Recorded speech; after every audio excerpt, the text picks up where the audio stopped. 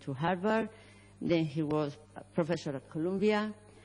And since then, in 1984, he's one of the few privileged astronomers that is paid by the IBM. For that, I suppose you all imagine that he's very clever and he has to do very well things so that they allow him to do astronomy as he wishes. So, no more to say. I mean, this is enough. So, I'm just going to finish telling you something which is a very brief thing, which is, to my opinion, and I think to your opinion, Bruce is extremely clever, extremely dedicated, and extremely nice. So, he just has one problem, is that we cannot keep him here with us for longer. So we are sorry it could not be perfect, so it's all for it.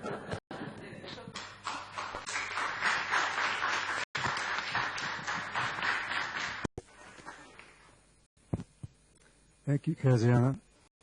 Also, my thanks to Jorge Sanchez Almeida. The two of them prompted us to come here, helped it to work out. To Johan Knappen, Director of Research, Rafael Rebolo, Director, for hosting our visit here. This is our last week. And as Kaziana said, to the Jesus Serra Foundation for the travel support. I'm going to talk about exponential disks, and this is a topic that many of you here have worked on over the years, far more than I have. So that means, first of all, you'll forgive the historical parts of this talk. And second, the purpose is to point to directions where I think the modern telescopes can help this field, because you'll see I have many questions and very few answers. This idea of an exponential disk began with de Vaucouleurs in 1959, who was the first to look at the surface brightness profiles. He also discovered the elliptical galaxy profile. But it was Ken Freeman in 1970 who pointed out that most spiral galaxies in his study had about the same central surface brightness. So it was already known that disks were exponential by that time. But he pointed out that central surface brightness. Ken then noticed, by tracing the exponential out to 4 or so scale lengths, that it means that the mass is very centrally concentrated. The exponential is a steeply declining function of density. And so it's a lot like the solar system. All the mass is in the center, and then you expect the rotation curve to be Keplerian. So we went on to look at galaxies that had rotation curves. And he said, for 2 of the 4 systems with weak spheroidal components, so these are not a bulge, he just wants to look at disk components, LMC, SMC, the turnover radii, the rotation curves predicted from photometrically derived gradients, that's the exponential, appear to be consistent with those observed. But for NGC 300 and M33, the 21 centimeter data give turnover points near the photometric outer edges of these systems. These data have relatively low spatial resolution. Maybe they're not right.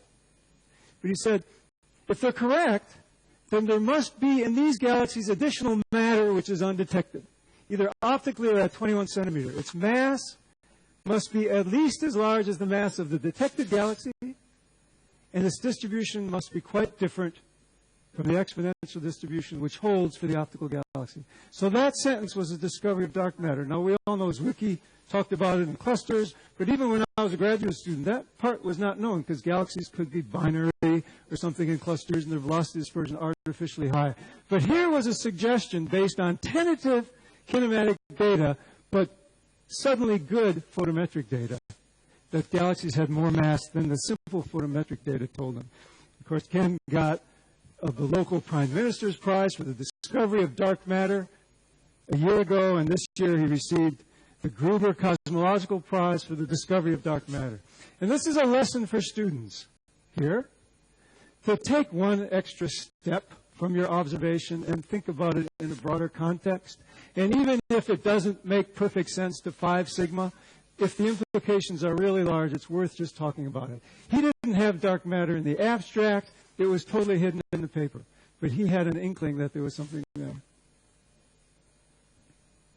He also noted that for an exponential disk, that an old model for galaxy formation, namely by Mestel in the 1960s, you just take a spherical cloud of constant rotation and collapse it to a disk, that the angular momentum distribution as a function of mass, or mass as a function of angular momentum, was the same approximately as an exponential disk, for as far out as he could measure the exponential disk. And here he plots that. The line is the theory. That's what the angular momentum distribution is, mass as a function of angular momentum. So this is like a function of radius, too. The curve is for a perfect exponential, and the dots are for a perfect, the theory of the flattened uniform Mestel sphere. It starts to deviate at the last end, but this was strong evidence at the time for a prevalent model of galaxy formation collapsed from a spheroid. And Larson and many others started to do numerical simulations of that model. Now, it doesn't go out forever. It only goes out to about 4 scale lengths. But that wasn't so bad, because in that time, van der Kruijt was saying, well, disks really end at about 4 scale lengths. So it was quite consistent. Van der Kruijt based this observation on edge-on galaxies, which had stacked up isophotes at the edge, meaning it got steeper at the edge than in the main part of the disk. And he summarized the radius of the edge. He called it the maximum radius as a function of the inner scale length. It was maybe 4 times the inner scale length, and he also mentions another study of about 3 times the inner scale length. So that was all consistent with this cosmological model. Van der Kruijt also continues to point out recently what's very true. Beyond this sharp edge, there are sometimes warps in the hydrogen. And in the conventional model at that time, that means you have the first collapse to the disk with the edge determined by the total angular momentum of the primordial halo, and then some secondary infall, perhaps with some different orientation, to give an outer H1 disk. It's not quite so simple. We know now that the outer H1 disk still has star formation, seen in Galaxies. And in other studies, this was by a student of van der Kruijt, there's some ambiguity. The outer edge of the galaxy doesn't always occur where the warp is. Here's a case where there's no truncation, so as you go deeper and deeper, the galaxy gets bigger. There's no warp, no truncation, but there is a warp. Here there's a truncation, and the warp starts right there, like in the previous example, but here's a truncation, and the warp starts inside that. On average, they're at about the same place. But the connection between this appearance of an edge for edge-on galaxies and flares or warps is still not clear. This was as of a couple months ago when van der Kruijt presented this at a Lowell workshop on exponential disks. Now, at the same time, more face-on galaxies have been studied very deeply, and their exponentials go out much further than Ken Freeman said. They go out to sometimes 8 or 10 scale lengths. This one out to 10 scale lengths. Here's another one. And by the way, this is NGC 300. That's the one that helped Ken Freeman discover dark matter. NGC 300, also M33. So there's the culprit. Well, photometry takes you out only so far, 25th, 26th, 27th magnitude per square second, but these authors did star counts further out, and it continued out to about 10 total scale lengths. This is a recent study by Chris Mijos. This is a normal image, infrared, H-alpha, far UV, which goes out a little further, of M101, but very, very deep images take you all the way out in starlight to as far as the H1 goes. And now you can trace the exponential on average down to about 10 scale lengths. And there's a difference in the northeast part, where there's a bit of a wash extending out further. And in the northeast, this is the magenta curve, and you can see it's somewhat upward bending. And in the southwest, it's more sharp. Southwest is the green curve, and it's kind of downward bending. The average is exponential. So you get the idea that perhaps something in the environment has distorted this profile, and indeed there's this culprit down here, which has just the opposite symmetry, flaring in the other way, and there's H1 that seems to extend in very deep images out to that companion.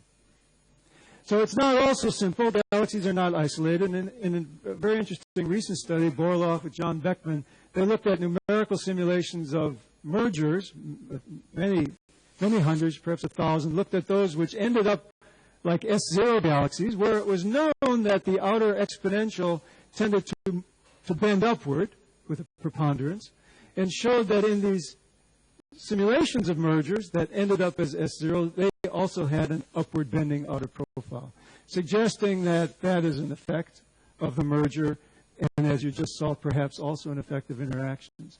So there are things happening in outer parts, and in the case of mergers, major rearrangement of gas mass, which can distort the exponential in the outer part, and in these cases raise it up. I won't discuss these upward bending profiles anymore. I'll concentrate on of the other type, more flat, that is more continuous, or in some cases a down bending. So let's go back to this one. This was the uniform exponential I showed you before, our dark matter friend, NGC 300. And this cannot be explained by the Mestel collapse, conserving specific angular momentum, for a very simple reason, as elucidated by Ferguson and Clark, because the outer regions of spiral galaxies, this exponential, contains so little mass, the exponential is very rapidly dropping, that for power law halos, the outer disk material must come from a very small range of radii in the halo, because there's hardly any mass. On the other hand, these disk regions contain a very large dynamic range of angular momentum, because they go a long distance. So these conditions can be met simultaneously if the angular momentum profile of the halo suffers an abrupt and physically implausible upturn at some radius. In other words, you've got so little mass and so much range of angular momentum in a disk that it cannot come from a power law halo, unless you have ridiculous spin of that halo. So this was mentioned by Ferguson and Clark because they liked another model where you actually start with that truncation from the collapse of a Mestel sphere, and then evolve it as a second step by star formation. So if you have viscosity in a shearing disk with a viscous rate, that is the rate it takes the matter to go over its radius, viscous rate proportional to the star formation rate, so as it evolves viscously, you also form stars, then you can turn that initial truncation into an extended exponential. And this is just what you want to make exponentials everywhere, some process that works internally to change any perturbation or initial condition into an exponential. That model assumed a flat rotation curve. It needs shear because viscous forces need shear. It also agreed with the observation at that time that spiral galaxies get bluer as you go further out. So you're moving matter out and forming stars further out.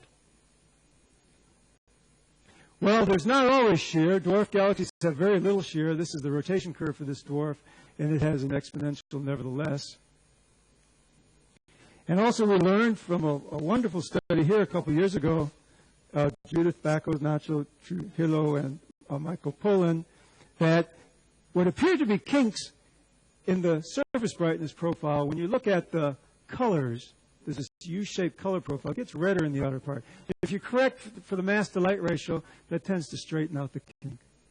So whereas Ferguson and Clark were aware of this general bluing trend, and that allowed a viscous dispersal, in fact, in the far outer parts, there's a reddening trend. And you really have to look somewhere else.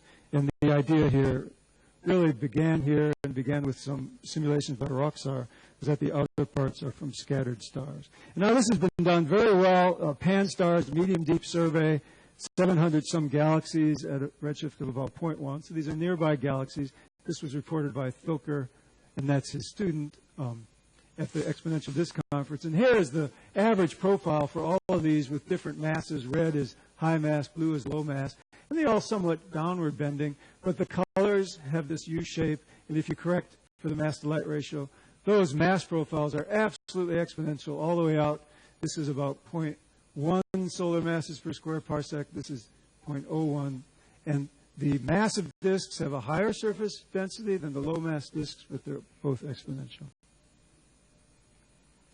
They also plot a histogram of this kink. The photometric kink has a shift. The ratio of scale lengths on the log plot gives you a little shift because they're not the same scale length.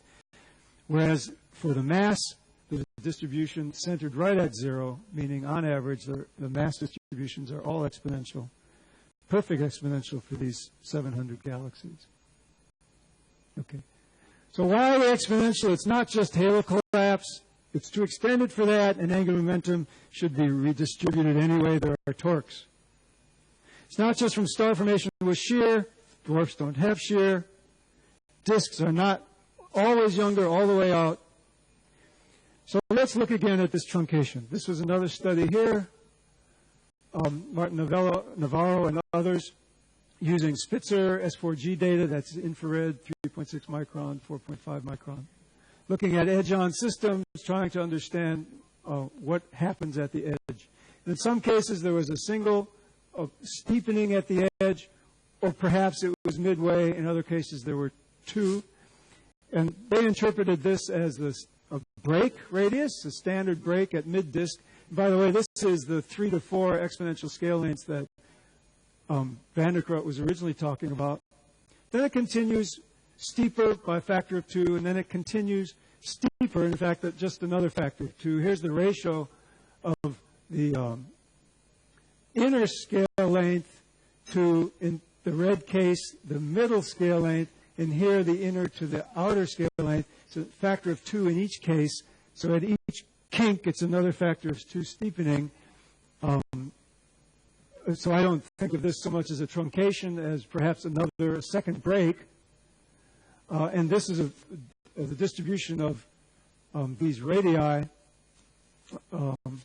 Radii of the two features, red for the first break, blue for the second break, as a function of rotation speed of the galaxy. So bigger galaxies, faster rotating, everything gets bigger at the same time. And in the cases where there are both, they sort of scale together. So maybe there are two breaks, maybe it's just piecewise exponential in the light distribution, and it's not clear we've really gotten to an outer edge yet, although it does get steeper, but only by this factor of 2. At the same time, at the outer parts, we expect there to be a halo, and that can be seen best looking off the disk. So here's a distribution around this galaxy of there's an inner disk, and Poland's fit to a thick disk, and some extra light, which is fit to a power law and called the halo of this galaxy. And Martin Navarro also showed that the truncation is what van der Kroot called the truncation is more likely to show up for edge-on galaxies because you have all the stars to look through. It's a higher surface brightness. And that can lift up the entire profile above a halo that's there. So you might see that extra little bend, and then it comes into the halo. And for face-on galaxies, everything's fainter, and the outer part of the disk just blends smoothly into the halo. Well, maybe there'd be a difference. You can tell if that outer part is a disk or if it's part of a halo by a power law nature to it versus exponential. I don't know. No one's really traced this out very far yet. At the same time, Van Dockum has now looked at M101 again much deeper with their Dragonfly camera.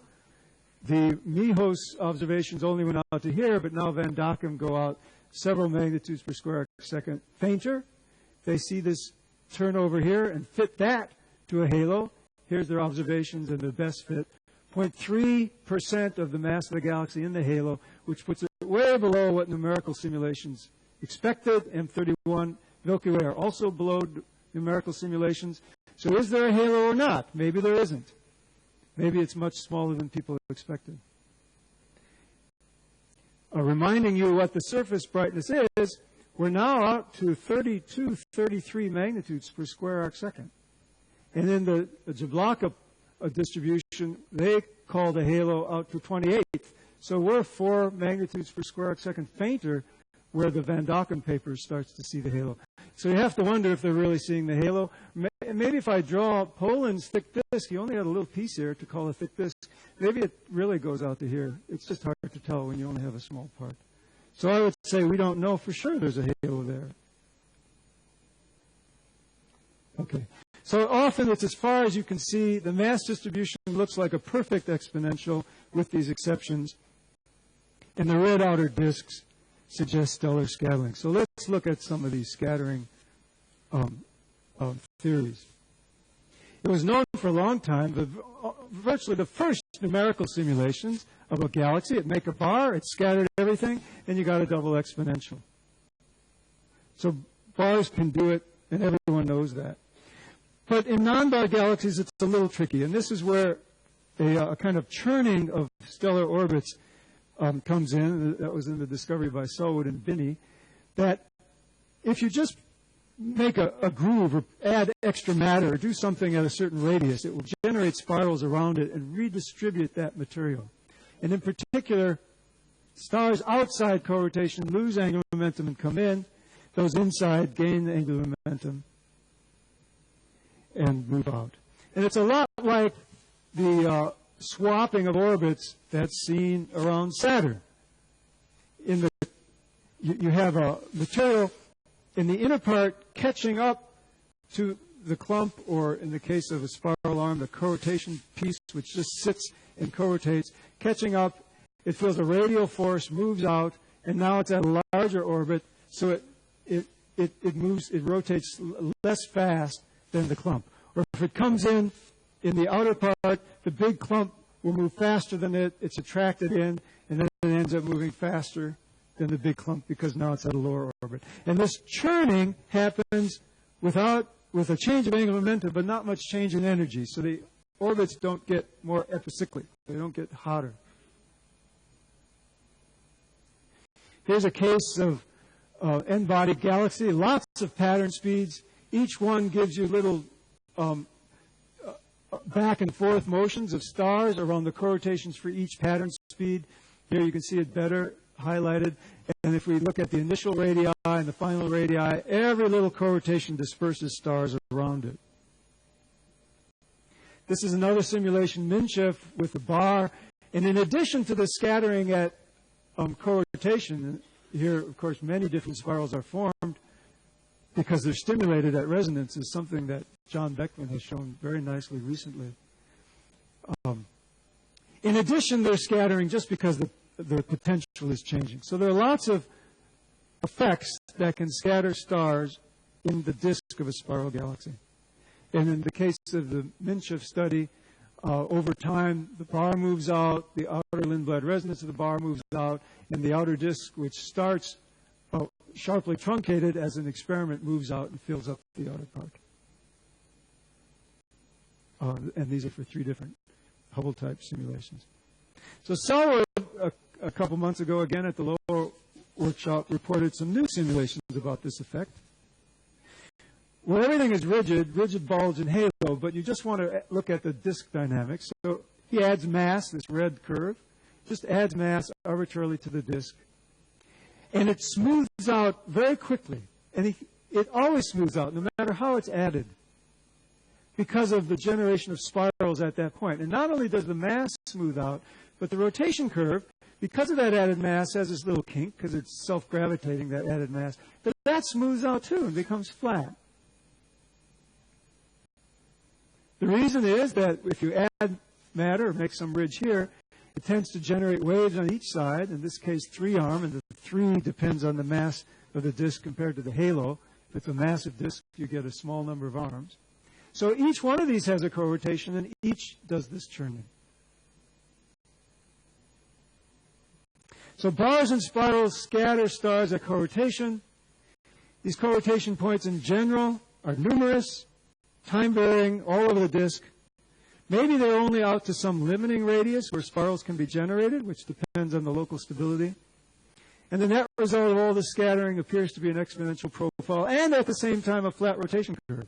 So this solves this long-time question called the disk-halo conspiracy. Why does the disk add to the rotation curve just the right way to match the halo and the bulge so that you end up with a flat rotation curve? It could be stellar scattering that does that too. But now let's look at dwarf irregulars, which don't have spirals. I showed you this before. They have outer exponentials. This is in UV. This is in a V band. Smooth, gently rising inner rotation curves. Here are 5 that go out very deep. Mass in stars out to about 1/10 of a solar mass per square parsec. This is UV, so this is surface brightness out to about 30 magnitudes per square arc second. In all these cases, some uniform, some with a little kink, and maybe there's a color upturn there. So that's a uniform exponential too in mass, but I don't know that for sure. Okay, and so now we want to know, okay, there are no spirals. What could do it for dwarfs? There are non-bar dwarfs as well, so it can't be bars only. It can't be spirals only. And now we go back to numerical simulations of high redshift galaxies where, in this study with Frederick Bernot, just trying to make a clumpy galaxy, we noticed that within just a couple rotations, it made an exponential. So this is a strong clue. And I returned to this problem with Kurt Struck a year ago, just with test particles now perfectly integrated with MATLAB. Don't worry about any other part of a galaxy. Just see what the disk does. Test particles in the disk, and it always makes an exponential, starting from a uniform disk out to, in this case, a radius of 4, in this case, a radius of 8. Over time, the test particles will scatter. And in fact, it doesn't really matter what those test particles are, what the mass of each one is. In this case, from some initial to some final distribution in a solid body rotation curve, 6 clumps with a certain mass each, or 12 clumps with half the mass, 24 clumps with, again, half the mass. They all end up about the same. And in the case of a flat rotation curve, the same study. They end up about the same. For the solid body rotation curve, it tends to draw in the matter. For the flat rotation curve, it tends to push out the matter and make a uniform exponential. The solid body rotation curve, it draws it in, so it gets steeper, steeper, steeper with time. These are a function of time, that inner slope. For the flat rotation curve, it just puts it out there and it just stays at that same slope. Okay. So caused by stellar scattering, you've seen bars, spirals, and clumps. And I can add to that anything you can imagine that's happening to scattered stars, like dark matter mini-halos that go through, maybe asymmetries. But these haven't been tested yet. There has to be some element of shear, certainly in the case of the spirals, because things have to go by rotation. In the case of a solid body rotation, you might ask, well, what is the shear? But really, once you have dense clumps, they rotate at a different angular rate than all the velocity dispersion stars around them. The dense clumps don't have an effective pressure. So this is where the asymmetric drift comes in. The stars rotate slower than the dense clumps. So even if you start with everything co-rotating, as soon as the first stars start to scatter in the neighborhood of those clumps, they end up on average with a slower rotation speed. So there is developed very quickly a kind of differential rotation. That's not the same as for a flat rotation curve, but it's enough to feed this process. And so far, there's no obvious limit to the radius. Although if you can only do scattering in the inner disk, because maybe that's the only place spirals can be, and the stars in the outer disk just got flung out there from the inner disk, they should be highly eccentric orbits. So that's a good check on this. On the other hand, if you can keep scattering them out there, because there are clumps still out there, then they could be more circular orbits. But mathematically, why this process gives an exponential is unsolved. So that's the great disappointment. I've led you this far, and I can't give you an answer. Okay, what happens to star formation in the far outer region? So let's look again at some of these outer profiles. M33, this was the other dark matter galaxy. Ken Freeman's Gruber Prize, because of this galaxy also.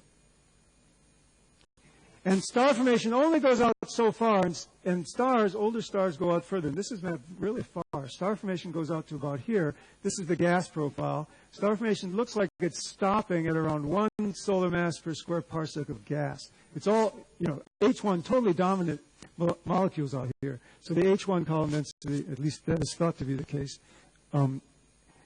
is about the total column density, and that's about 1 solar mass per square parsec. Here's another case. NGC 7793, the star formation starts to drop. The star formation rate starts to drop.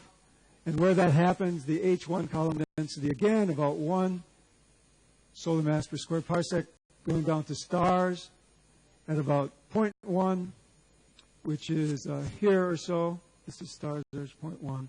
And the star formation rate between this 10 to the minus 4, 10 to the minus 5, 10 to the minus 4.5 or so solar masses per million year per parsec. The disk keeps going, but star formation seems to stop there. Here's another case.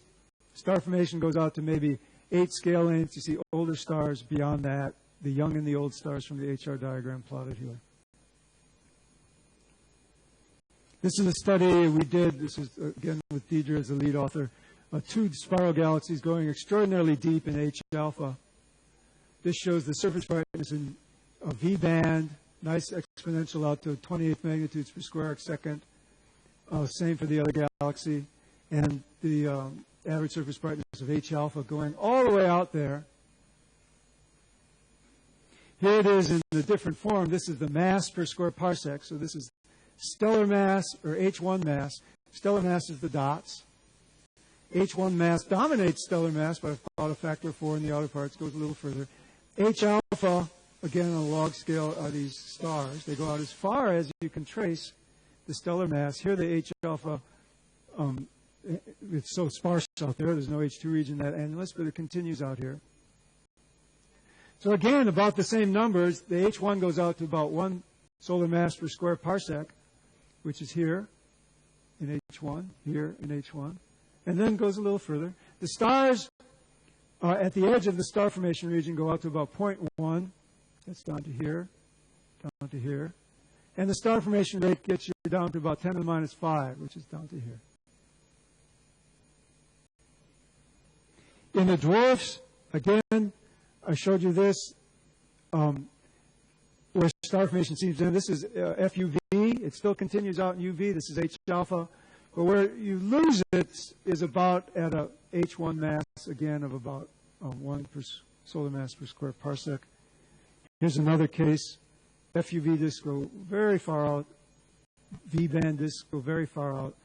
Here's the rotation curve, and this is the gas. Also in these outer parts, this red dash is the ratio of the local gas column density to the critical value for the tumor instability. It's very low. Tumor Qs in these outer parts are very stable. That is greater than 1, greater than 2. So the gas is very subcritical in the outer parts. Here's the distribution. This is 20 dwarfs in the Little Things survey at all radii, evaluating the tumor Q for both gas and stars separately. And if you like a combined Q, it's the harmonic sum of these. 1 over combined Q is 1 over this plus 1 over that. It's still very large. The normal tumor instability needs Q less than 1 to give you rings in a galaxy. It's much larger than that. So these are very stable disks, also seen by this ratio of gas to critical. Stable in the conventional sense. That ratio is less than 1. So we're trying to understand how star formation can keep going out there. Here it is on the conventional Kennicott-Schmidt plot, or the Beagle plot. These are the Beagle points from the Things survey.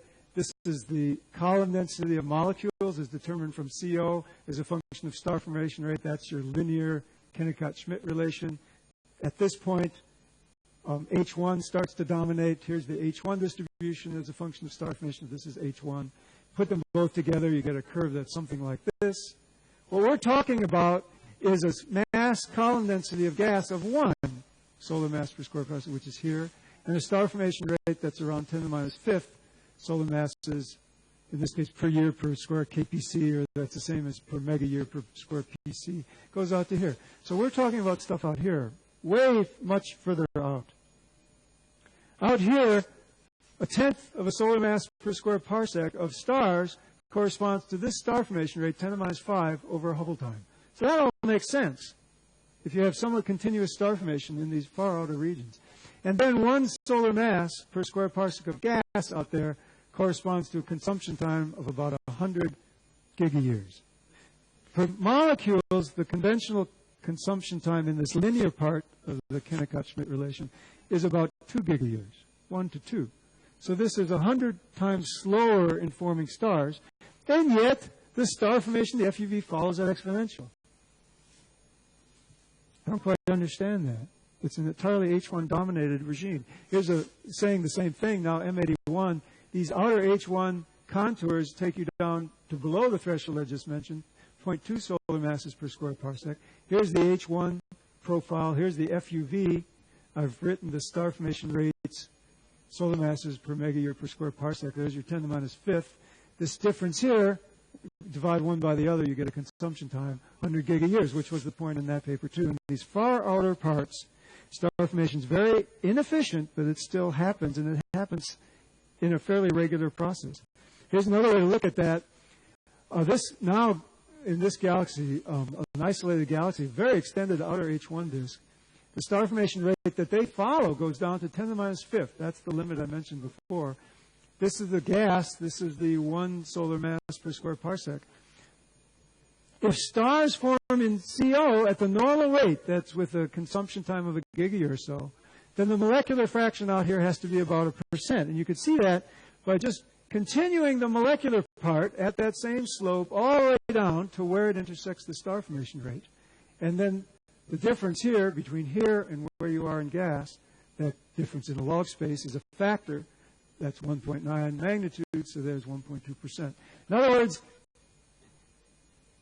if star formation per molecule is some universal rate, then you can get the molecular fraction in these outer parts just from these diagrams, and it's about 1% at the edge I'm talking about. So somehow the ISM has to know that it has to turn 1% of its gas into molecules, form stars, to continue that exponential. So the FUV disks map right along the V-band disks.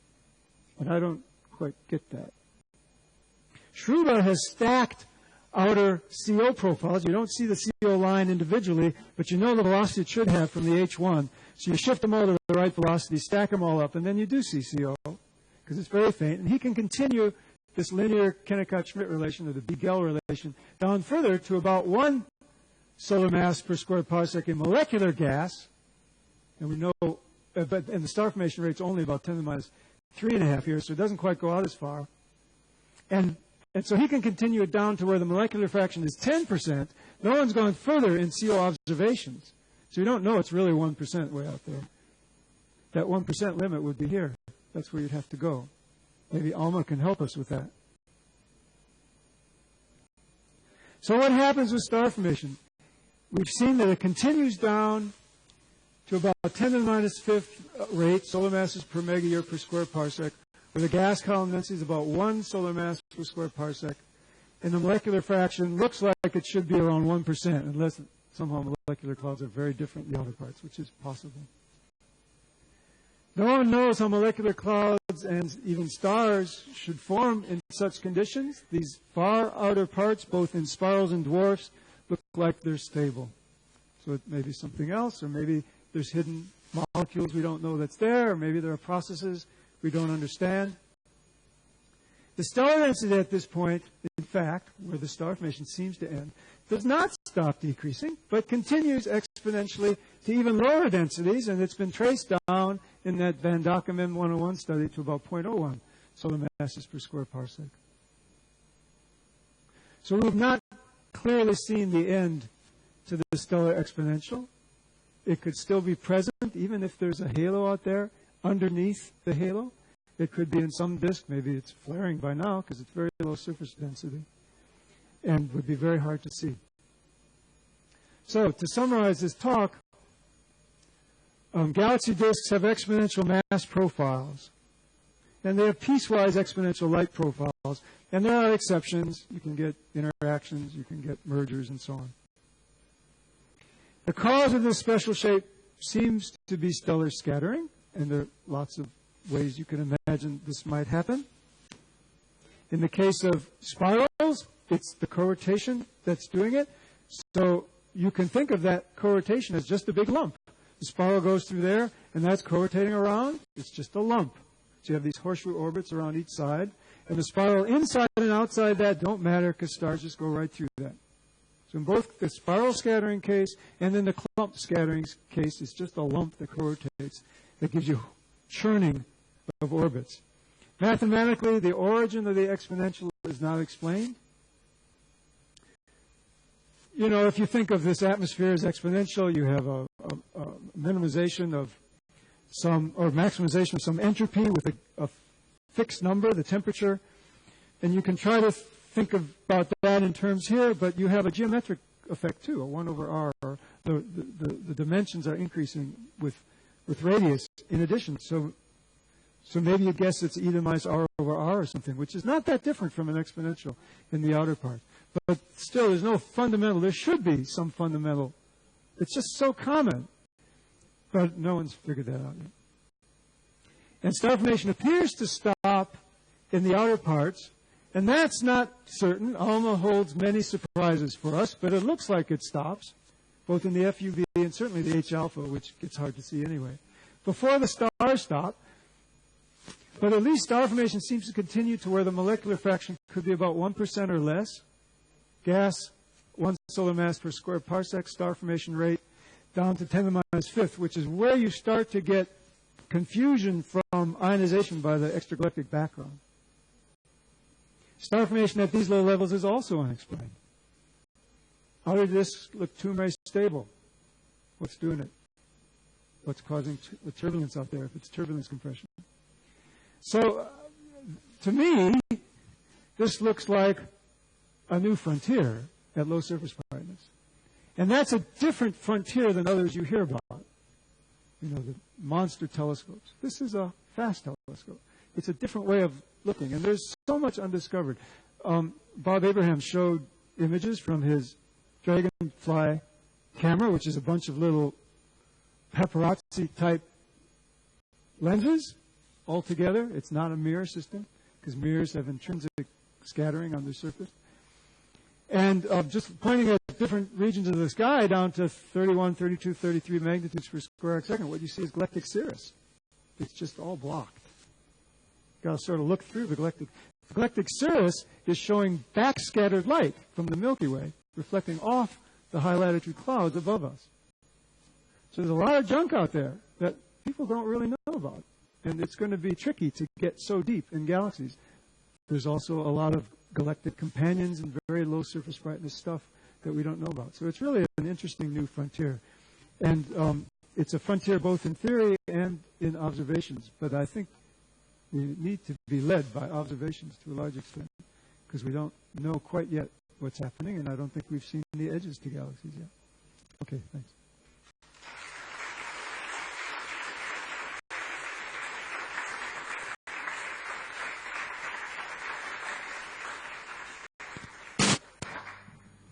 Okay, thank you very much for this interesting talk. So now it is time for questions.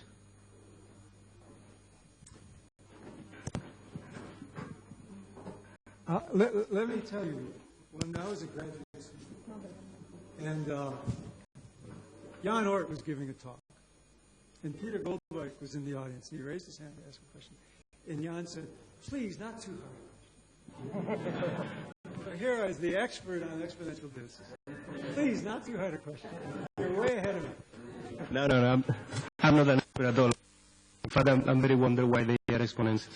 So, but coming back to one of your first slides when you show that the people have explored the origin mathematically using a dark matter halo which was following power law, you said?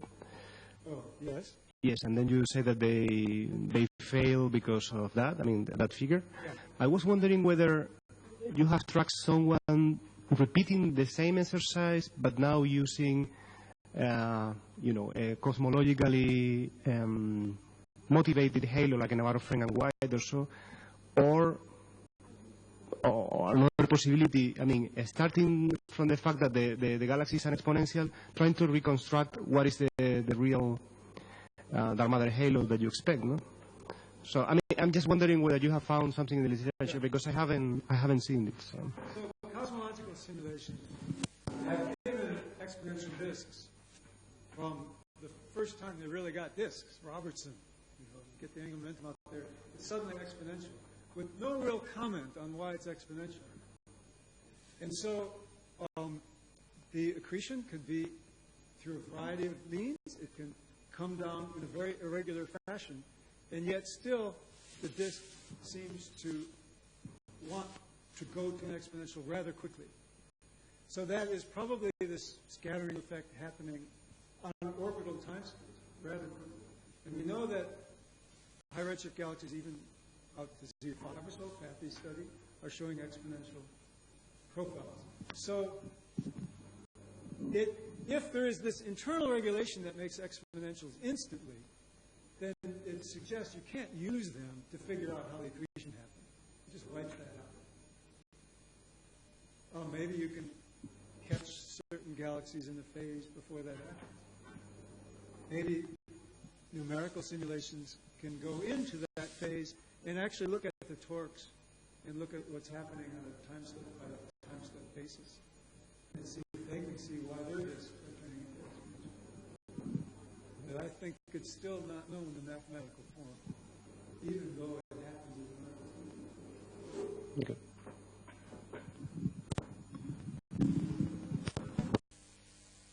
More questions?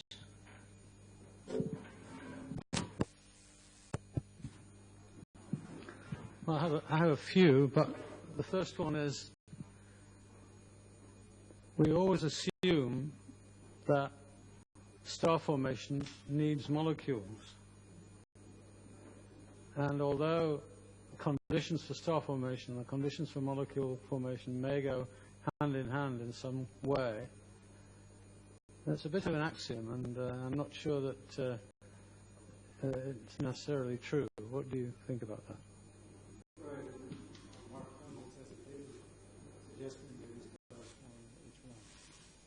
So,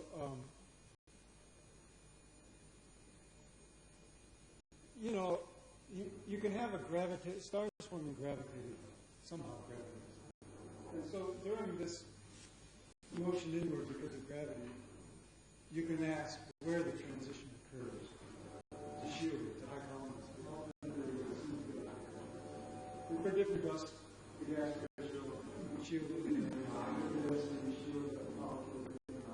So one general regime for models forming, maybe it's a matter of timing, but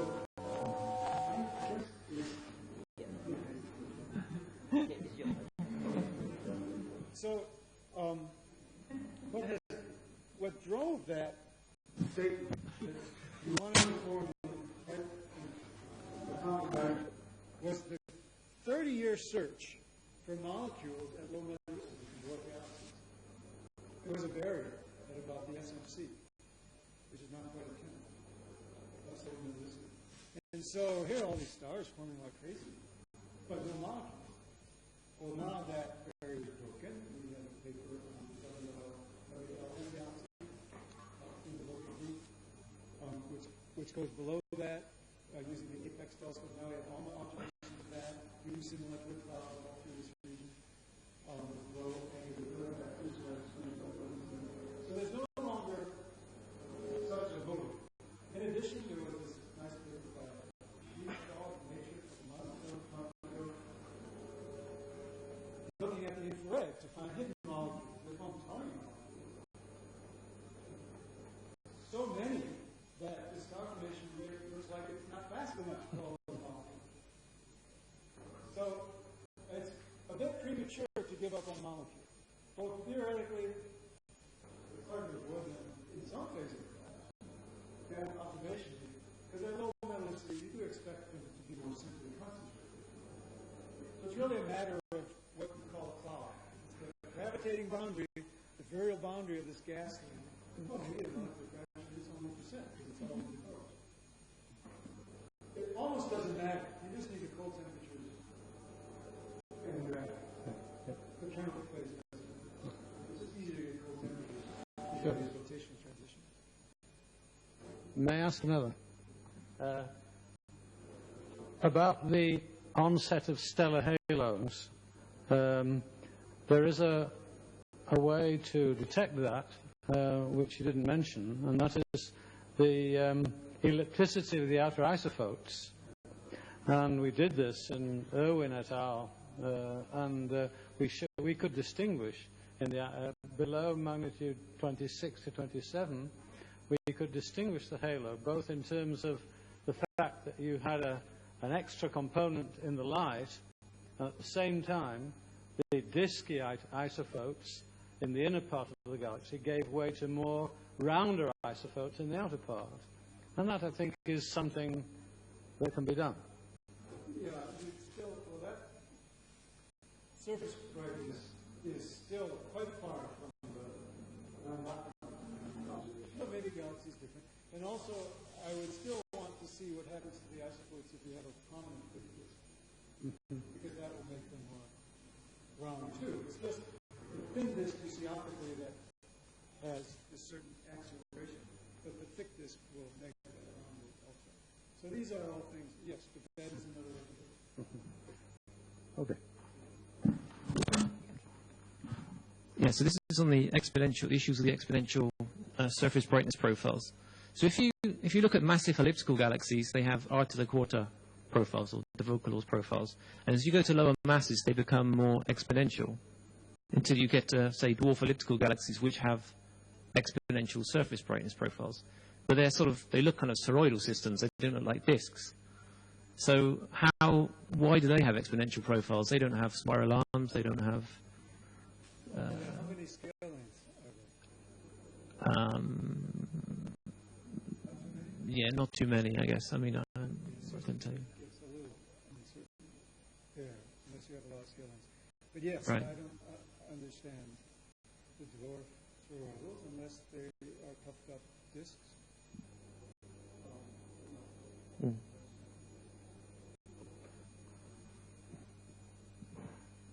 I mean, you can't say that exponentials can be made by disks until we really understand the origin of this, right? There could be other things that make it. This is just addition to John Beckman's first question. There is some H-alpha emission seen in some of the tails of galaxies in Virgo cluster, and even the very deep observation didn't discover any molecules there. So there is probably star formation, no molecules in these tails. This is Chef Kenny Francis Compe.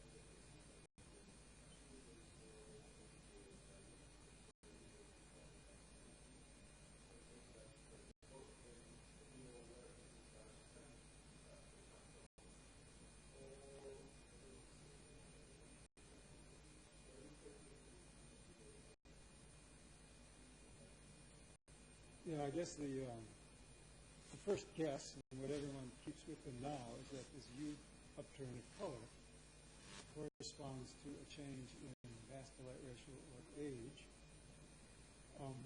and that straightens the kink exponential into a single exponential. If you would like this to have a continuing youngness of age, but explain that red extra color in the outer parts as a high metallicity effect, then you can interpret that as maybe still scattered stars from the far inner part that are high metallicity. But do you want them to be young and high metallicity? Then you have trouble scattering out there, because if they're young, they just fall. So the easiest thing to assume is that they're old and scattered, because if they're old, you have time to scatter. If you want them to be young, high metals, and not scattered, you have to think of a model.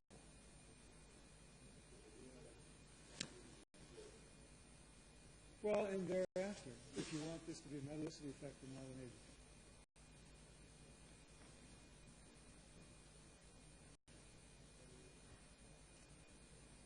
So if there is no more questions, so let's thank again to our speaker.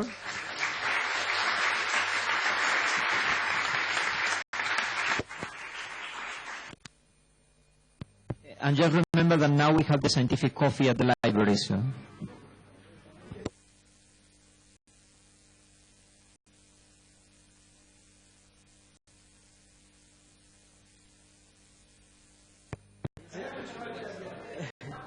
Yeah, well, basically the